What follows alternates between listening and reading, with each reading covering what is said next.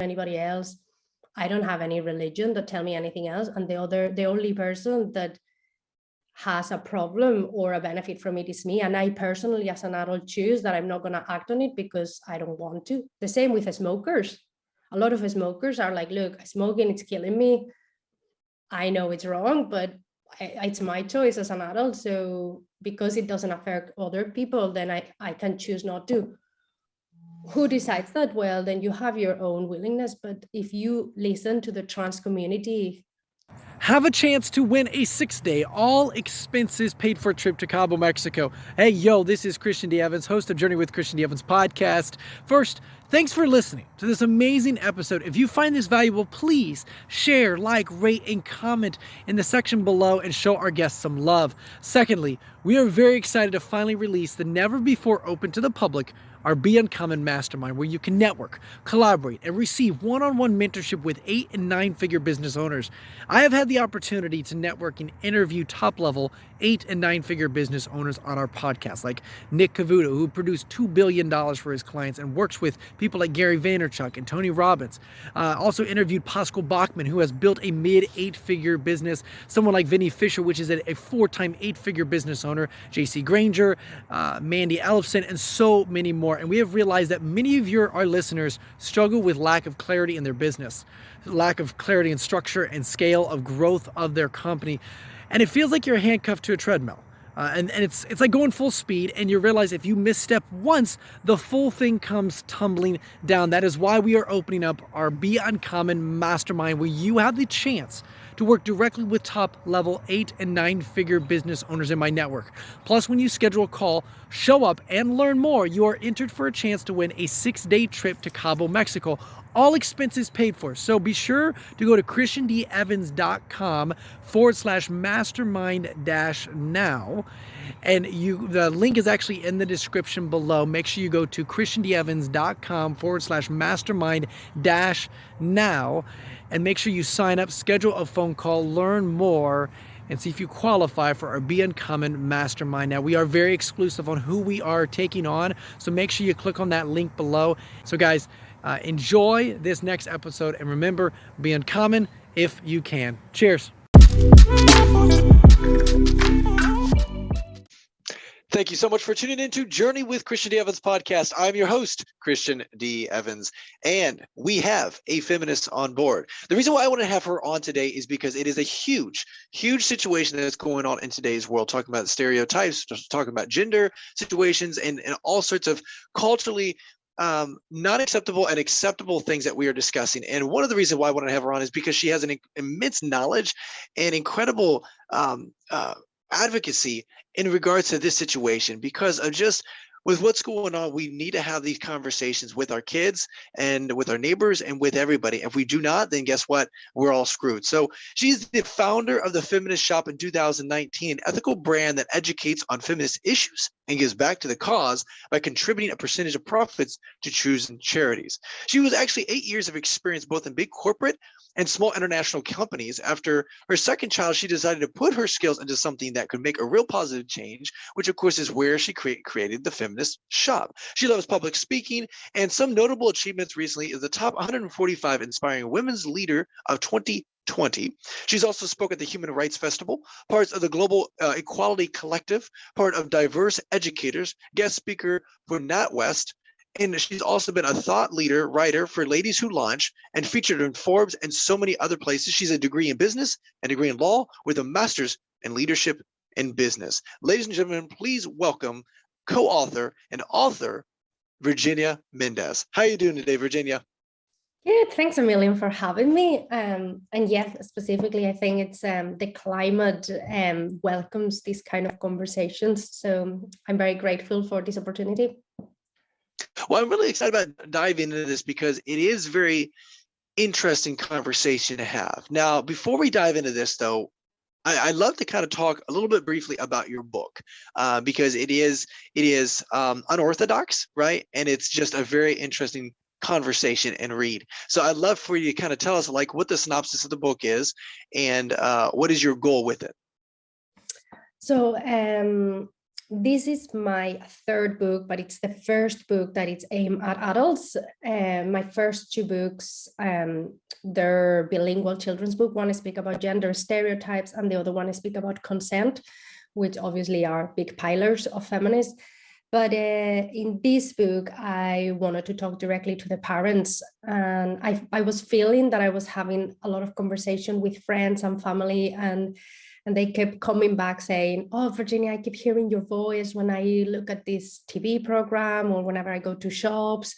And I was very proud because obviously it's not my voice, it's their voice. And being able to, spark that voice and that awareness and put the light to see the things in a way that it took me so many hours on research and learning to see.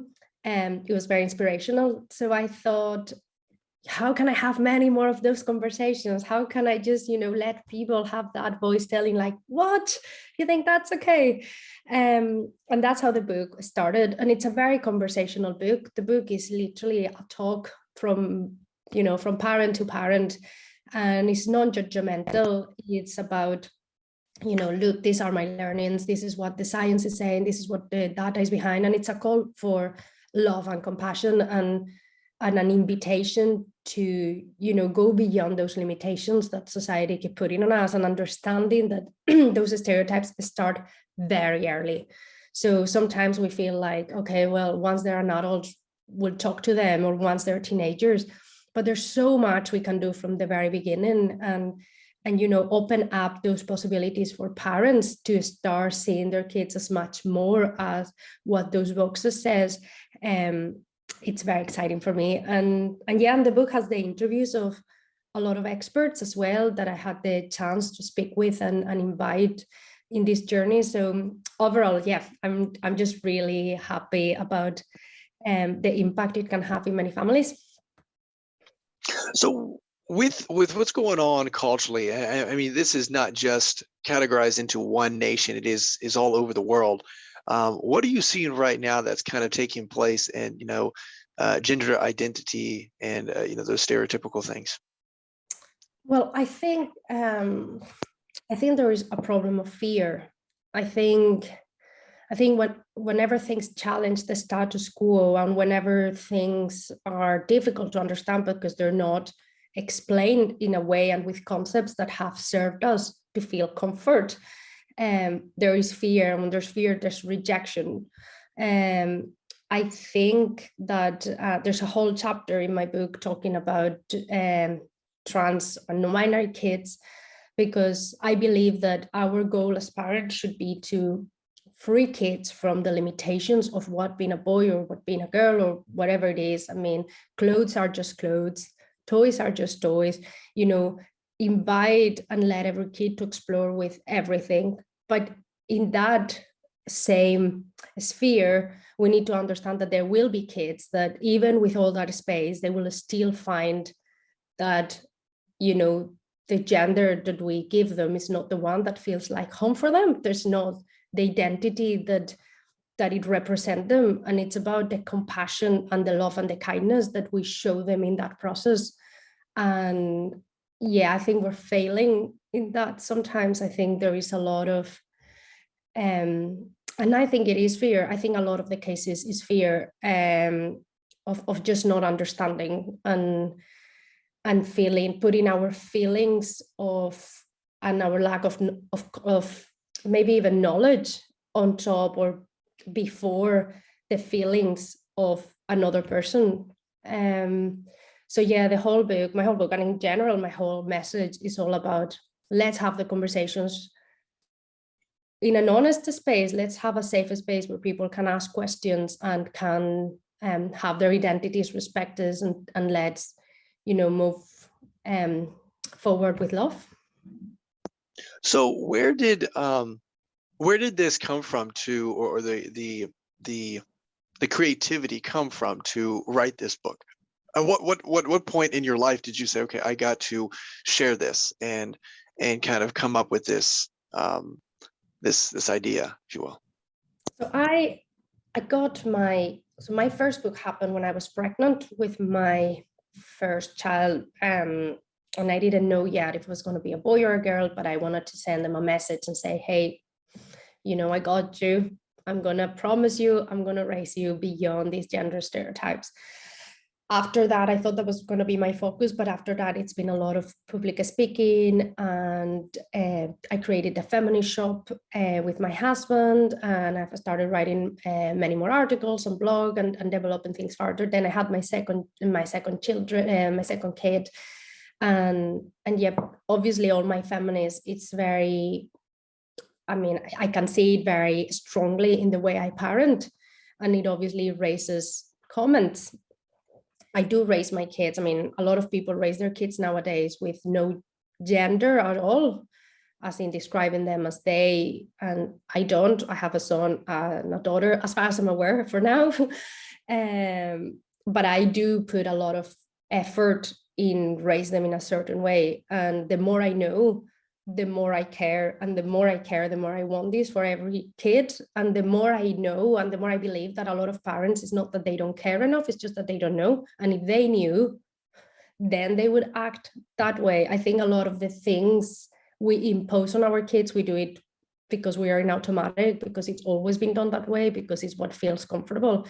So at some point it felt more like a responsibility, as in I have these on me, and I know that when I have these conversations with my friends, it affects and it changes the way they parent in a very positive way. And it has changed my parents, it has changed me, it has changed, so many people around me. How, I just felt the urge to just encapsulate it and be able to just pass it along. So with this being said, and I appreciate you kind of sharing that. So at what point in your life specifically did you say, okay, you know what, I've come to this conclusion and I realize this belief, and I want to obviously share this belief through a book and so forth? So it's not really the publication of the book, but at what point in your life did you say, okay, whether it was, you went through something personally, or, you experienced this, and then you came to this, kind of this revelation, if you will, like, okay, you know what, I want to share these thoughts because this is the experience that I've had. Well, if you could just kind of walk me through that. It was actually very funny because I used to be very anti-feminist. I was not a feminist. You would never get me saying that I was one, because I didn't need it. It was all, victimizing women and all those kind of things. And my father-in-law told me, of course you're a feminist, Virginia. Every decent person is. And I was really angry at him. So I went to my computer and I was like, I'm going to show him wrong. So I just started researching. I was like, I guess that's true. Oh my God, if we see it like that. So I started my own journey of becoming apologetic feminist, as in I'm a feminist, but I don't believe in this or this or this, or I'm a feminist, but not this. And I still feel very strongly the stigma of what feminist meant, or what I thought it meant. As I said before, I think with any movement, and I've seen it with other things that I've been learning, and they are all interlinked because they're all social movements at the end, the more you start seeing things, the more you can't stop seeing. A little bit of like in the Truman Show, whenever suddenly he realized, like, oh my God, it's all decor, and it was there all the time, but we didn't have to look at it.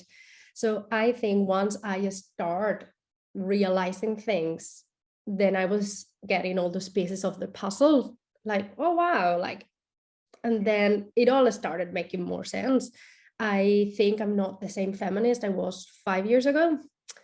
I'm definitely not the same feminist I will be in 5 years' time, because the learning is so exponential. Then, things that I believe in now, I was not ready to believe, maybe 10 years ago, because I didn't, I haven't unlearned all the things that I've been unlearning recently.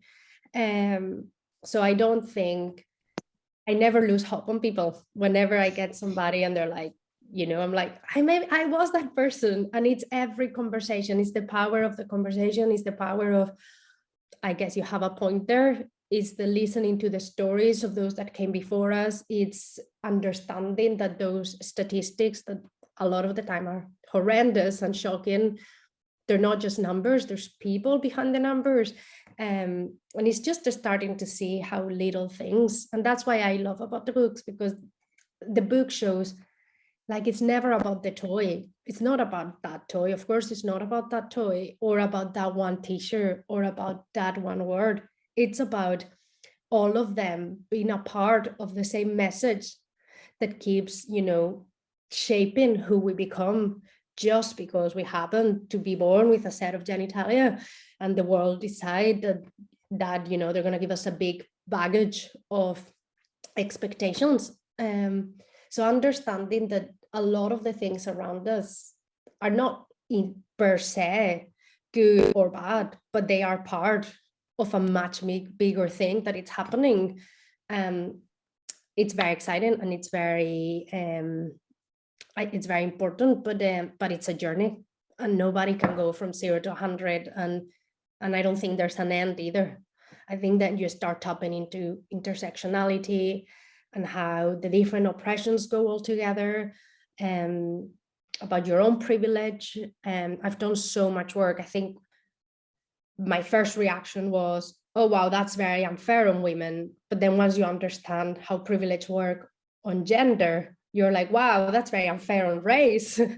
And then suddenly you understand your own privilege in other bigger things, and you start understanding how they all play together. So it's very complex, but it's, it's a journey that I think we all be doing more, some of them more willingly, some of them probably against their will, but I don't lose hope. So when you're having a conversation with someone that's talking about, kind of getting rid of those gender identity stereotypes, right? What is your ultimate goal with that? And when you say free the kids to be able to, express themselves freely, what does that look like exactly that would be beneficial for them? So what it looks for me, it's a kid to able to make choices within a broader range. So what I want is kids to choose what to wear within all the clothes, and understand that it's okay to be whoever you are, and wear dresses sometimes and wear trousers sometimes, or just wear trousers because you want to, or or whenever you're playing, it's okay to choose to play with toys, dolls, but also with trucks, but also with Legos. And it's about understanding that there are not things for boys or for girls. I just want every kid to have access to the same things, the same opportunities, the same expectations. The fact that we justify certain things in boys, let's say, but we punish them in girls, and the other way around. I want kids free from that. I want kids to be celebrated for who they are as individuals, and just not limited or stuck into those rigid rules of what it's okay and what is not okay. There's nothing more. It's really nothing, science fiction, rocket science. It's just about what if we could really, really let kids be kids. And I think most people want to. I just don't think they realize that they don't. I think if you ask parents, they'll say, oh, no, I treat my kids exactly the same. And it's whenever you start saying like, okay, what about this and this, or have you realized the TV shows they watch, or have you had this kind of conversation, is when things start kind of clicking. So, and that makes, I get where you're coming from. So, because though the only thing I want to have a conversation with a little bit is like psychologically as well, we do know that they don't have the executive functioning to, think properly sometimes, right? At a certain age, we know that there's enough data to share that. And as an adult, you have the executive functioning, hopefully, to be able to say, hey, you know what? They need a certain amount of hours of sleep. They need to go to bed at time. They also need like certain, vegetables and so forth, right? So there's certain things that you need to do as a parent to help them grow and build and be a functioning adult in life. And so my question is at what point is that kind of convoluted with this gender identity? Because is it helping them or is it serving them?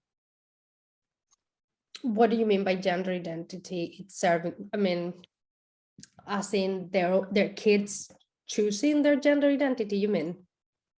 Correct. Are they at a psychological kind of brain development where they have that ability, to make that decision at that age? Or do you feel like it should be a little later, because obviously we do know that the brain development is not fully developed at that?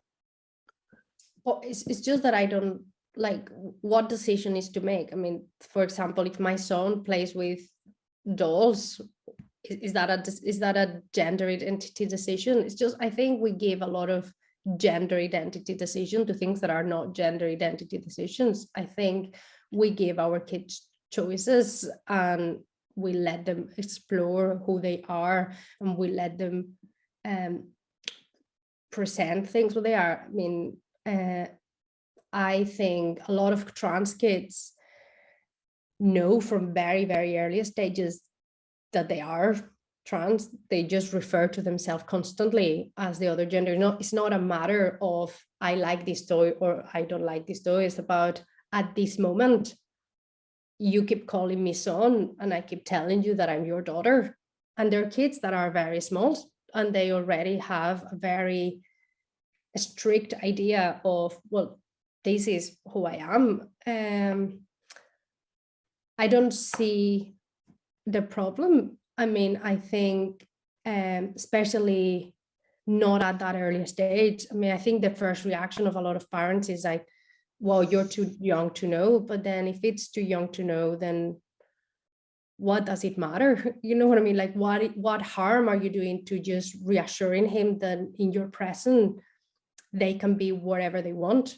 I mean, you tell your kid is telling you that, they are non-binary or they are from very early stages. I think our job as parents is to accompany them and to give them the space to figure things out from a space of, again, compassion and love, as in the more choices we give them, the more free, I guess, they will be to make those decisions farther down the line, knowing that it's not that I have to identify with a daughter if I want to play with those dolls or if I want to dress in a certain way. Is that, I had all those choices. I was not limited by my gender, but still the gender that makes me feel home, the gender that identifies me with who I am, is just not male. It's just not man. I'm just not a man. I think whenever we make things more strict because we want to help them, because we are scared, we're making things probably harder, because we're sending them much more confusing messages. Like, if you like a dress, then you are wrong. You're getting manhood wrong if you choose to paint your nails or if you choose to do that. Yeah, I think there is that. I mean, gender identity, you can't force gender identity on anybody. The kid, it's their identity. We can ask them to mask it. We can ask them to hide it. We can ask them not to act on it. But you can't force identity on anyone. So yeah, I don't see how we could impose that. I don't know how can impose that in one way or in another. I think your kids are who they are. So what you're saying basically, and correct me if I'm wrong, is really just facilitating the opportunity for them to know who they are and allow them to kind of, grow into that person, whether it may be a male, female, or that trans or whatever it may be.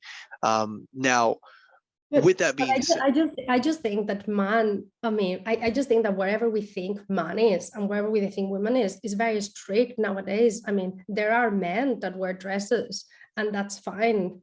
I mean, what I'm saying is toys, dresses, things, they don't make a man or they don't make a woman. And I think we need to start by breaking the idea of, this is what, there are girls' clothes and there are boys' clothes, and girls' clothes need to wear girls' clothes. It's like clothes are clothes, toys are toys. The way we treat our kids, the way what we put them, like let's raise every kid outside those strict rules. And then let's also, as a completely different but linked say, respect which every kid say they are. I think there are two linked but separate conversations, if it makes sense. Sure. So let's kind of pivot. So let's talk about feminism. What do you think? Because it's a convoluted word now, and a lot of people have either preconceived notion or they have some sort of an idea of, okay, I know what a feminist is. And so if you could kind of help our audience or listeners kind of share with us a little bit of what you believe is a feminist. And like you said, you feel like every year you're constantly, I don't know if it's going toward more feminism or kind of being more whatever, I don't know, but let's kind of identify what feminism is. And then like you said, the last 5 years you're a different person than you were obviously the next 5 years and so forth. So kind of walk me through that transformation, if you will. Well, feminism is a movement that fights for equality of genders. What it might look for me and what it might look for you, it can be different. So the way I express and that I act on my feminism might be different from you, because I might see struggles where you don't see them. But feminist that's what it is. Feminist is about real equality, social, economical, psychological, medical, in every aspect, that there's real equality between men and women. I do think there is a lot of a stigma around the world, less and less, I want to think, but there's still a bit of a reaction. I still have to say to people, I'm a feminist, and I get all the, I don't hate men. So I can't believe I have to say that in 2022. But yeah, I think people have that feeling that feminist is against women, is against men, because it is for women. And I think feminist is just about dismantling the structure, the way it works for all genders. I think men are missing out in a lot of opportunities as well. I think the way we expect men to be men is not great for anybody. I think men are, there is a big crisis of men dying by suicide, and there is a proven lack of emotional intelligence, because we don't encourage boys from little age to be in touch with their own feelings. There is a perceived heterosexuality or hypersexuality of men. There is a pressure of financial success, or even a lot of the things we are moving towards, it's getting a lot of physical tyranny that women have been suffering from years. It's now men are getting more dragged into this. We're finding equality by dragging men into this tyranny, but it's also important to understand that even if there's loads for men to benefit from feminism, ultimately the ones that have it had worst in life are women.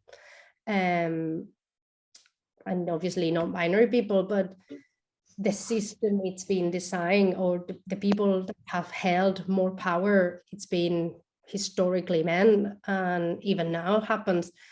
The way the history has been written, the way who we study, who we read, who we put at the forefront of medicine studies, who gets the money, 1 cent in every dollar. And that's across most countries, of VC money, venture capital monies go towards projects led by men. If the money, the power, the media presence, the books we live, they're all by men, there is a huge imbalance of power. So feminism is about changing that, and just fight for a more equal world. So with that being said, do you feel like it is just specifically, female and male? And that's the reason why, because I know back in the old day, culturally, it was always just more acceptable for, okay, hey, the male goes out there and hunts and kills and brings it back. And the female is more of just that, stay home. Now, of course, as time has come on, it is becoming a little bit more transformed, if you will, where, okay, a lot of women work as well as men work. And then you also are seeing, men stay home and then women just working as well. So been a lot of transformation in that, and that's just been very culturally accepted, whatever. So when you're coming back to, gender identities, is that also kind of what you're talking about in regards to, like, okay, hey, you know what, the man, there's so much pressure on that individual because, like you said, suicide rate, financial, whatever. And then as well as the women, there's this, image. Hey, you have to be skinny, you have to be this, right? Culturally that we put on women as well. And is that kind of what you're talking about regarding like taking off those burdens, if you will, that almost allow them to be more free and saying, hey, you know what, it's okay if you have more male tendencies or female tendencies or vice versa? Well, I think that I think a lot of the things are, most of the things, there's a big debate of nature versus nurture, how different men and women really are. Are we so different, and will that justify the imbalance of power? But a lot of those things are not, they're nurture. So yeah, the fact that we put certain expectations on men to be successful men, and in order for women to have certain expectations to be successful women, the way we tell them what is the correct way to be themselves, both to men and women, it's what causes a lot of the problems and a lot of inequalities. So yeah, the problem is that it's so large, it touches so many layers that, I mean, feminism is just everywhere, and that gender disparity and in opportunities is in absolutely every topic.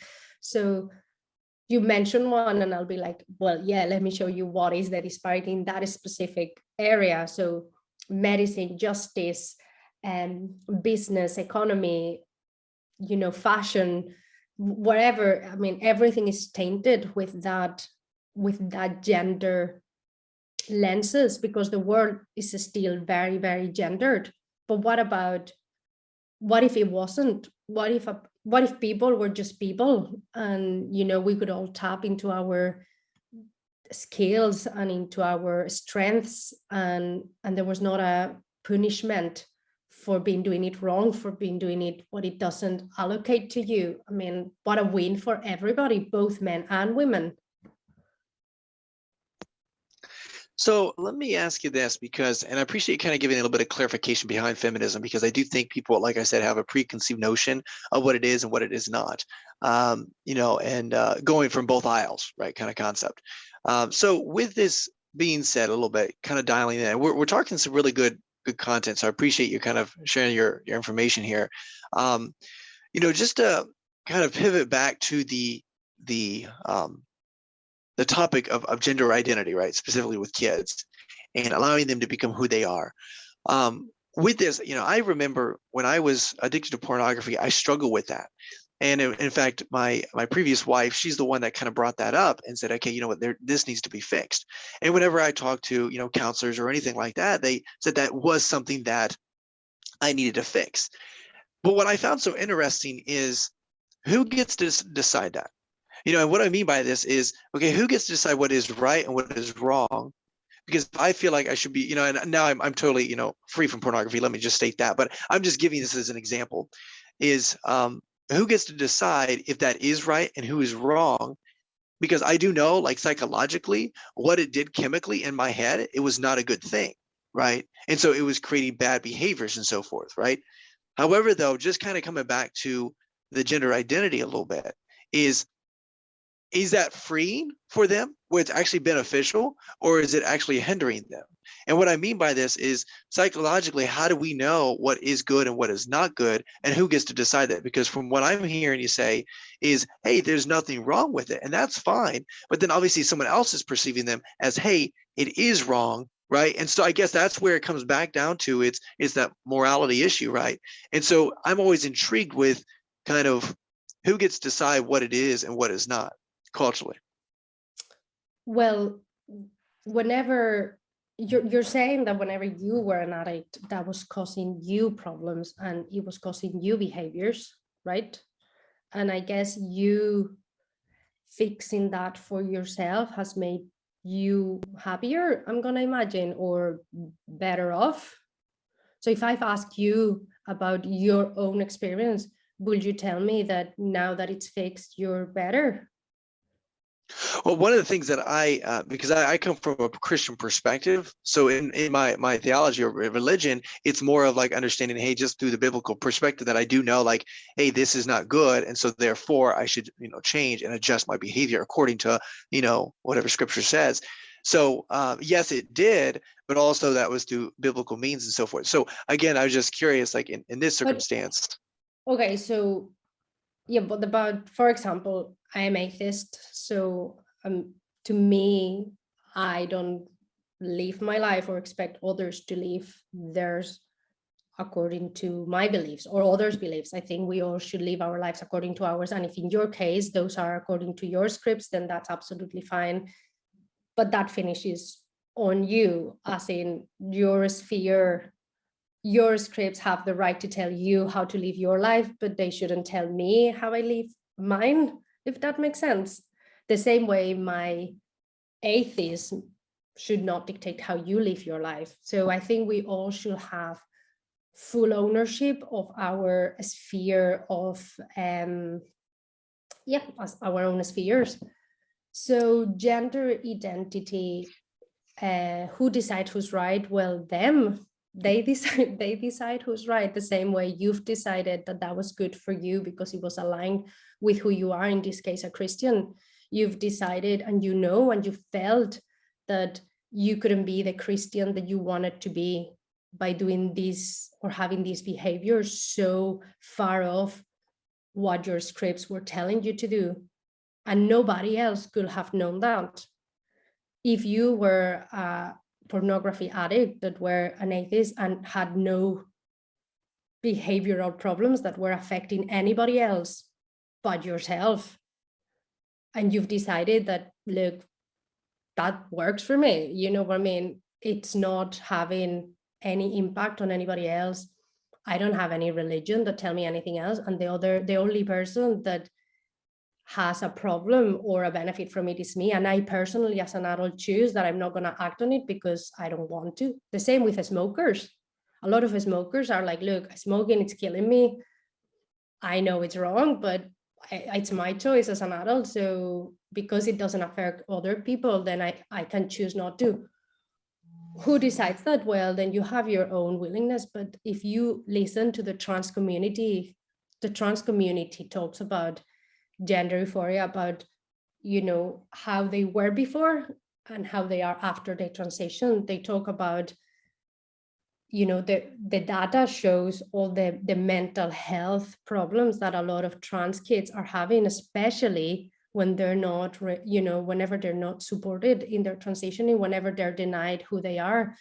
The data's about suicide, self-harm, depressions, they're all there. The people that have grown adults and have done the journey have talked about it. There's plenty of books, there's plenty of TEDx. Like, we have the information that shows that there is happiness for trans people whenever they're allowed to be who they are. And also, why shouldn't they? Who am I to tell a person who they are according to my experience? I don't care. I generally don't care if a person smokes or not, if it doesn't affect me. I don't think I have a say. I can tell them, look, this is what the data say, but why do we go so strong with trans people? Why we feel like their personality, it's our say? Why do we feel like we get a vote? It's a democracy. We all have to have our opinion about how other people feel. What about sexual orientation? Is that on the line too? Do we get to tell gay people that, we kind of don't like that either? Like, when does it stop? And who decides then that being straight is the right thing? Or who decides that, being Christian is the right thing? Like, that's the right thing for you. And I respect it, and I will fight for you, for your right to live your life with your values, as long as they stop in you. And I expect the same for you, for me, as in, you respect my rights to be who I am, and you'll fight for my rights to live the way I choose to live, if it doesn't affect anybody else, because it's my life ultimately. And that's where that's where the magic happens, I think, when we all respect each other and fight for each other, for them to live their life the way they want, even specifically more so when it's different than the one that we would choose for ourselves. Interesting perspective. And my listeners, I just want to share this with you because, you know, as you can tell, Virginia and I, we have a different perspective in life, right? But yet we're still able to have a very calm discussion without, you know, putting each other down personally. And I just want to share this because I think that's very important in today's culture, is having these conversations, these tough conversations. So again, I appreciate you just sharing your perspective, Virginia. And then also, you know, kind of walking through this, because what I'm hearing you say a lot of times is like that laissez-faire kind of concept. As long as they can live their life, but as long as it does not affect me and hurt me, right? And I understand that perspective. However, though, this is just my question. Let's just talk about the smoking situation, right? Because you brought that up. So if there's enough data to show that that person is killing themselves, now, again, it is their choice. It's free will. They have the choice, even because obviously we know that there's certain things that we do consistently that produce a bad result, but yet we still do it. And that's the question we always have to ask ourselves. And what I mean by that is like, okay, hey, we eat too much food, we become obese. Well, we know why we did it, right? Same thing with smoking. We understand there's enough data out there, but people still vape and people still smoke. And it blows my mind. I don't know why. However, though, as a citizen of the world, I always feel like it's my responsibility to almost kind of enlighten them or help them and say, hey, maybe you should stop.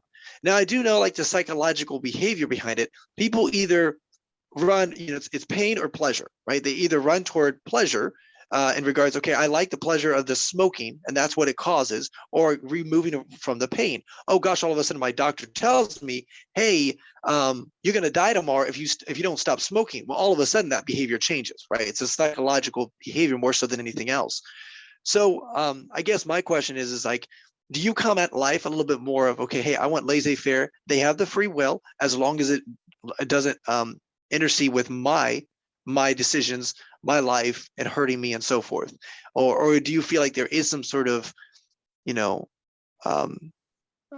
power, if you will, or some sort of motivation to assist others that do not see what you may see?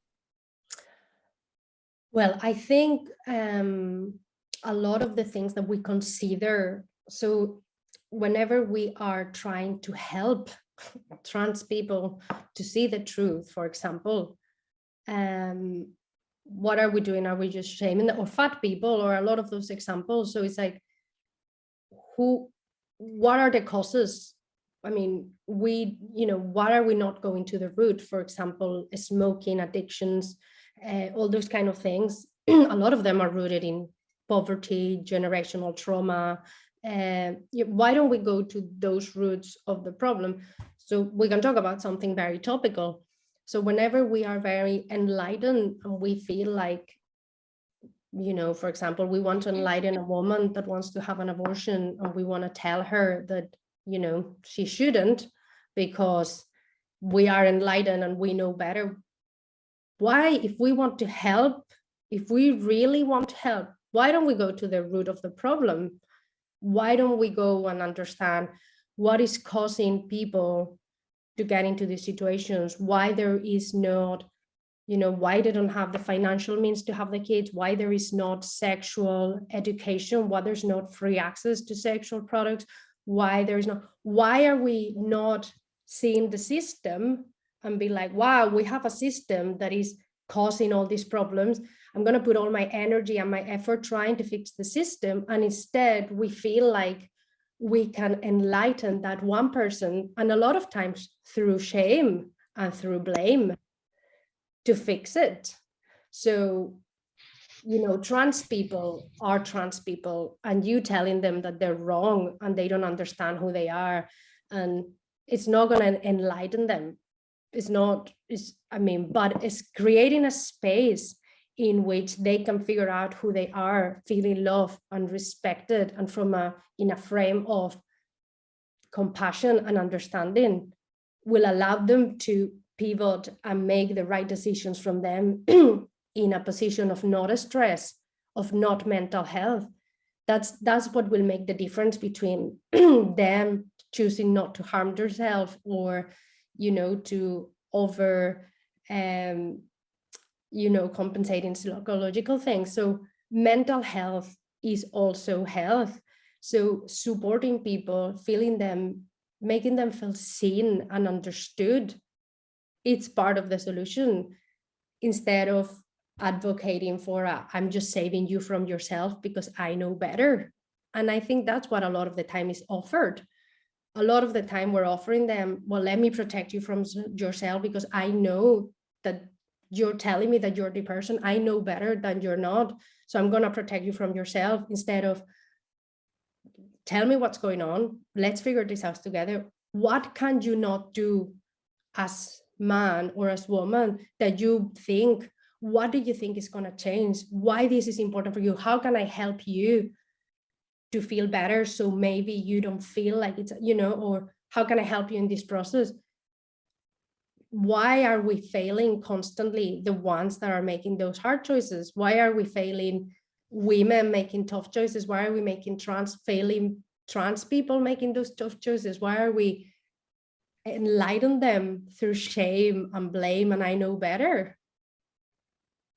Yeah, I see where you're coming from, because the approach can definitely be adjusted and so forth. And first of all, Virginia, I really appreciate the conversation that we've had today, and really just having this, and sharing this with our listeners, talking not just from feminism, but also the gender identity, which is a huge topic right now, but also, really showing our audience that you can have a very respectful conversation with people. And I think that to me is very, very important. But also, please share with our audience, Virginia, for those that want to support you and follow you and be part of your community and what you're doing, how can they reach out to you? How can they, go to the Feminist Shop, and if you would just share with our audience?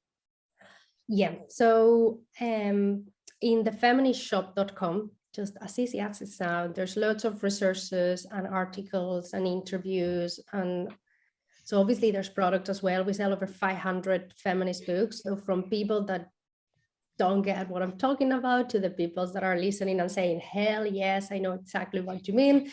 And everyone in the middle, there's books, there's interviews, there's a quiz, there's lots going on there. And then obviously on social media. And then, yeah, the book, I really encourage people to read the book, and do read it. And if it doesn't, and if you want to have a talk after, and my DMs are always open, so just drop me an email and we'll discuss it further. I'm always willing to have a conversation, because I believe that that's how we change the world. We change the world by listening to each other and by just challenging each other a bit further, all of us. That's awesome, guys. And that is just incredible insight. Those links will be in the description below. So make sure you just reach out, make sure you consume that content, because the biggest thing is understanding. You cannot be naive, right? About having these conversations, because if you're naive, then guess what? It blossoms into whatever. Okay. So we have to have constructive conversations. So make sure you reach out, make sure you consume that content, and click on those links. And Virginia, before we let you go, is there any last words of wisdom you'd like to share with our audience?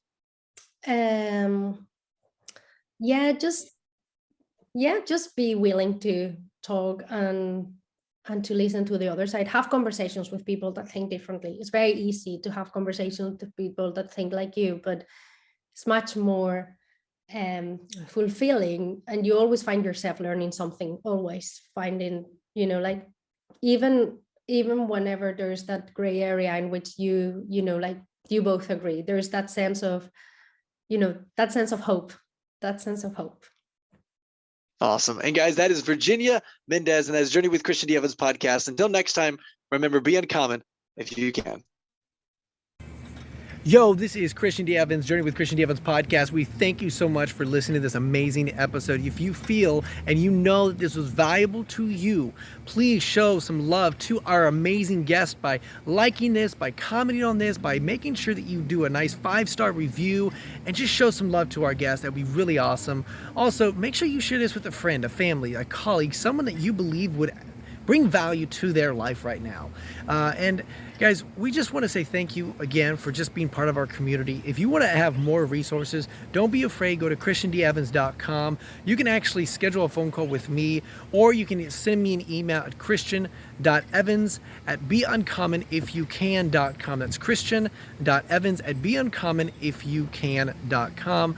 Always love to hear some feedback, and let me know what is the number 1 or 2 things that you are struggling in your business and your life, and we'll make sure we have those conversations. Guys, that is Journey with Christian Evans podcast, and until next time, remember, be uncommon if you can. Cheers.